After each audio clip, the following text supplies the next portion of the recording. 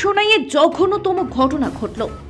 এক নাবালিকাকে গণধর্ষণের অভিযোগে এলাকা জুড়ে তীব্র চাঞ্চল্য দেখা দিয়েছে। পূর্ব সোনাই থেকে এক নিন্দনীয় ঘটনা সামনে এসেছে। এই ঘটনাক্রম নিয়ে ইতিমধ্যে কোচোধরম থানায় মামলা দায়ের করেছে নাবালিকার পরিবার। 4 জন বিবাহিত যুবকের বিরুদ্ধে মামলা দায়ের করেছে ওই নাবালিকার পিতা। ঘটনাকে টালবাহানা করতে সক্রিয় অভিযুক্তদের পরিবার। অভিযোগ মতে নাবালিকাকে প্রেমের জালে ফাঁসিয়ে গণধর্ষণ এক দল যুবকের। এই ঘটনার পরেই নাবালিকার পিতা কোচোধরম থানায় মামলা দায়ের করেন। জানা গেছে গত 15 ফেব্রুয়ারি রাতে জঘন্য কাণ্ডটি সংঘটিত হয়। পরদিন 16 ফেব্রুয়ারি কোচোধরম থানায় 4 জনকে অভিযুক্ত করে কোচোধরম থানায় দায়ের করা হয়েছে।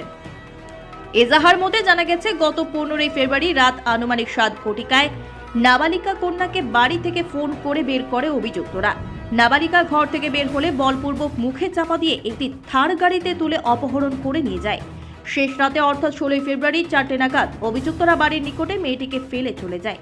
এরপর পিতামাতার কাছে এই নৃশংস জঘন্য কাণ্ডের বিবরণ জানায় নাবালিকা।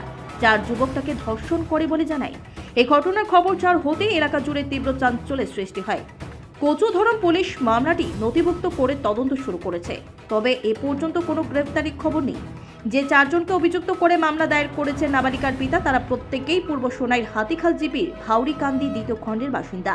অভিযুক্তরা হলেন মৃত আজিজুর রহমান লস্করের পুত্র দিলওয়ার হোসেন লস্কর, মনির হোসেন লস্করের পুত্র সূর্যমণি লস্কর, কুতুব আহমেদ বড় ভূঁইয়ার পুত্র ইজাজুর রহমান বড় ভূঁইয়া, বদরুল ইসলাম বড় ভূঁইয়ার পুত্র রাকিব হোসেন বড় ভূঁইয়া।